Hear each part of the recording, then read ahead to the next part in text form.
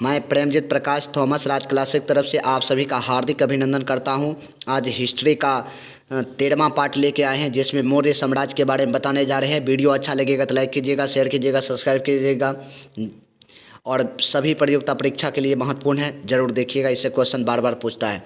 आइए, मौर्य साम्राज्य का संस्थापक पूछेगा तो बोलिएगा चंद्रगुप्त मौर्य। यहीं से एक क्वेश्चन बन गया। मौर्य साम्राज्य का संस्थापक कौन था, विभिया मार दीजिए तो चंद्रगुप्त मौर्य। इनके गुरु का नाम क्या था? चंद्रगुप्त मौर्य का गुरु का नाम चाणक्य था। चाणक्य का वास्तविक नाम क्या था? विष्णुगुप्त और कौटिल्य। क्वेश्चन पूछे कौटिल्य और विष्णुगुप्त किसका नाम, तो बोलिएगा चाणक्य का।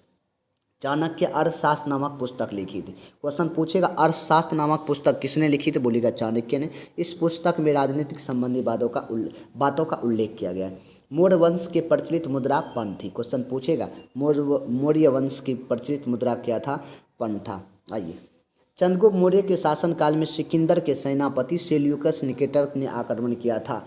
सेल्यूकस निकेटर के राजदूत का नाम मेगास्थनीज था। मेगास्थनीज ने इंडिका नामक पुस्तक लिखी थी। क्वेश्चन पूछेगा मेगास्थनीज ने कौन सा पुस्तक लिखा, इंडिका। चंद्रगुप्त मौर्य ने यूनानी का अंत कर दिया। क्वेश्चन पूछेगा यूनानी का अंत किसने किया, तो बोलिएगा चंद्रगुप्त मौर्य ने। सेल्यूकस निकेटर की पुत्री कार्निलिया के साथ चंद्रगुप्त मौर्य ने विवाह किया। इसने भारत में 8 महाजनपदों में कब्जा किया। चंद्रगुप्त मौर्य अपने जीवन के अंतिम दिन जैन धर्म को स्वीकार किया था। क्वेश्चन पूछता है, विभिया मार लीजिए, चंद्रगुप्त मौर्य ने अंतिम दिन कौन सा धर्म को स्वीकार किया था, तो जैन धर्म को। चंद्रगुप्त मौर्य की मृत्यु कहाँ पे हुआ था, तो बोलिएगा सरवन बेलगोला में, उपवास के दौरान हो गई। इसके बाद मौर्य वंश का अगला शासक बिंदुसार बना। आइए, बिंदुसार पुराणों एवं बिंदुसार के अमृतघात, भरतसार, वारिसार के नाम से जाने जाते हैं। ये भी मार लीजिए, इस सबको याद कर लीजिएगा। बिंदुसार जैन धर्म के अनुयायी थे। बिंदुसार कौन से धर्म के, जैन धर्म के। बिंदुसार के शासनकाल में तक्षशिला में विद्रोह हुआ था। कहाँ हुआ था, तक्षशिला में विद्रोह हुआ था। बिंदुसार अपने पुत्र अशोक को विद्रोह दबाने के लिए भेजा था।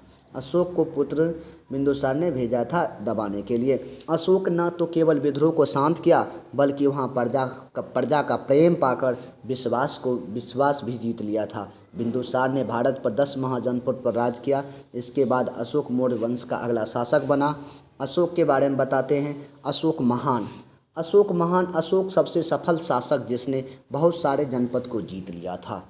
अशोक पूरे मौर्य वंश के सबसे महान शासक था। क्वेश्चन पूछेगा मौर्य वंश के सबसे महान शासक था अशोक का पिता का नाम था बिंदुसार। इसके शासनकाल में शिलालेखों का प्रचलन बढ़ा। क्वेश्चन पूछेगा किसके शासनकाल में शिलालेख का प्रचलन बढ़ा, तो बोलिएगा अशोक को देव नाम प्रिय के नाम से विख्यात है। ये भी है। क्वेश्चन पूछता है कि अशोक के देव नाम प्रिय के नाम से कौन जानते हैं, तो अशोक न जाने जाते हैं। इन शिलालेख की खोज सर्वप्रथम 1750 ईस्वी में पेंथलर ने की थी। सबसे पहले 1837 ईस्वी में जेम्स प्रिंसेप ने शिलालेख को पढ़ा। क्वेश्चन ये सब है, बार बार पूछता है।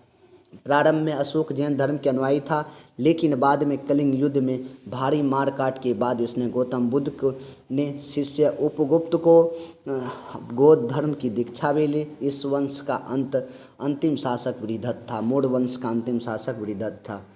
वीडियो अच्छा लगा होगा तो लाइक कीजिएगा, शेयर कीजिएगा, सब्सक्राइब कीजिएगा। जय हिंद, जय भारत।